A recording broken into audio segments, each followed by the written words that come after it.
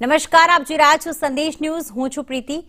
અમદાવાદના પોશ ગણાતા સાઉથ બોપલ વિસ્તારમાં ધોળા દિવસે જ્વેલર્સ પેઢીમાં લૂંટની ઘટનાઓમાં આરોપીઓ હજુ પણ પોલીસ પકડથી દૂર છે.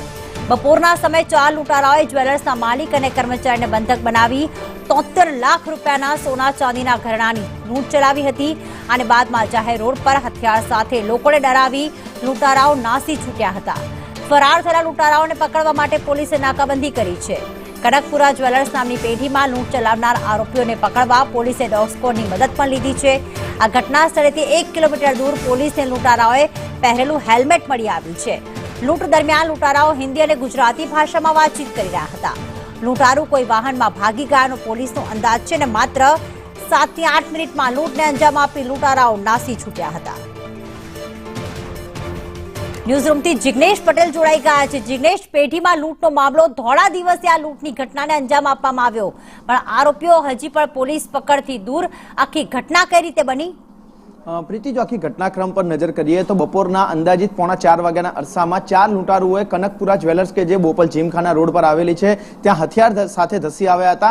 ચારે લૂંટારુઓએ જ્વેલર્સમાં પ્રવેશ કર્યા બાદ જે જ્વેલર્સના માલિક અને જે કર્મચારીઓ હતા તેમને બંધક બનાવી એક રૂમમાં પૂરી દીધા અને ત્યારબાદ એક લૂંટારુ મુખ્ય માર્ગ પર જતો રહ્યો હતો જેથી તે પોલીસ અને અન્ય લોકોના પર નજર રાખી શકે.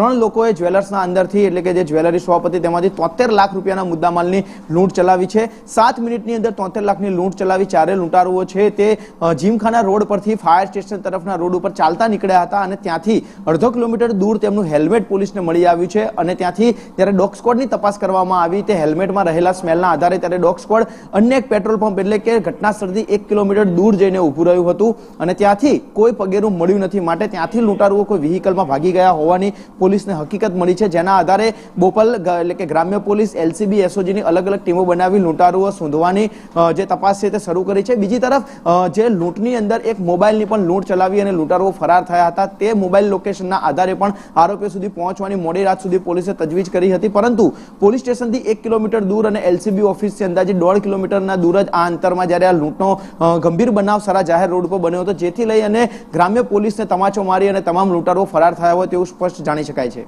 બિલકુલ, આભાર જિગ્નેશ તમામ વિગતો માટે.